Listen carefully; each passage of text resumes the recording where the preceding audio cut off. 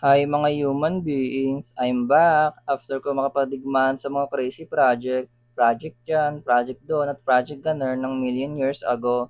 Nakalaya na rin ako sa wakas for the short time only nga lang dahil pasukan na agad namin sa December. Ang galing!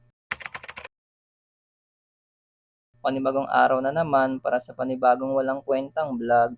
Ngayon pala ay pupunta ako ng Wawa at explore ito with my classmates for no reason.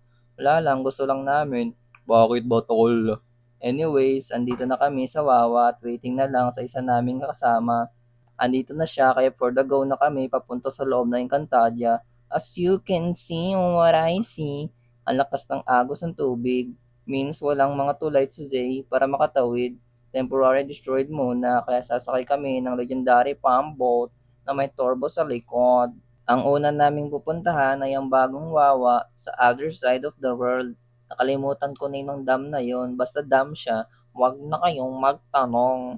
Emmy, so lamig at sariwa ng hangin. So refrigerating. I feel like I'm in heaven. I feel like I'm in Leyte. I feel the presence of it.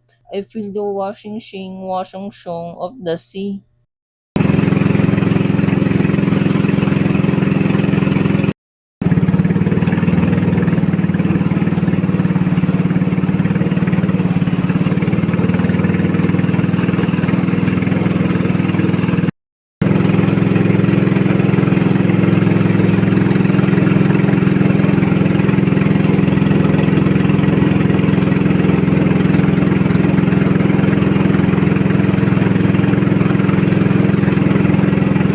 Andito na kami mga guys. Habang naglalakad kami ay naghahanap ako ng bato na panghilod.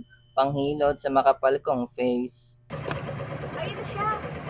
Alam mo na. Ayun yung paano yung pinto, yung lumalabas yung tubig. Wala, Yung, picture na tayo. Kaya nga. That's part of ano. dito ka na picture.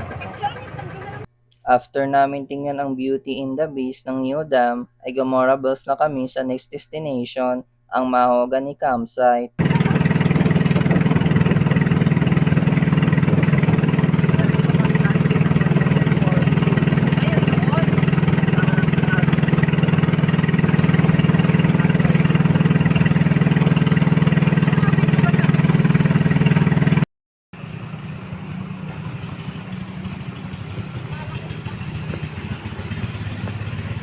Pwede yan, pumasok.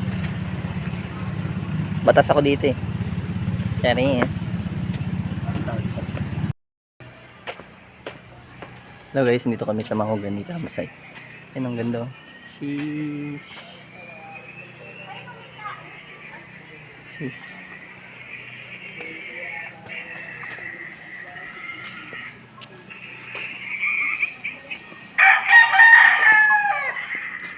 Hello, pwede po magtanong. May daan pa pupuntang Karogo po dito?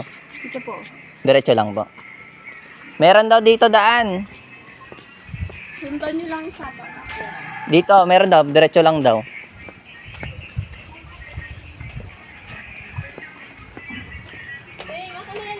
Mi, meron daw daan dito. Diretso lang daw. Sundo lang daw yung sapa.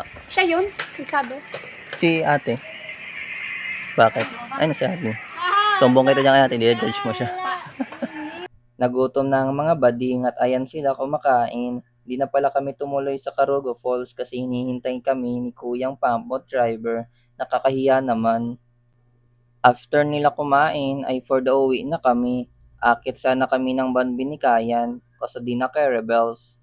Kasi parang uulan ng everything. Siguro next time na lang. Paalam mga human species.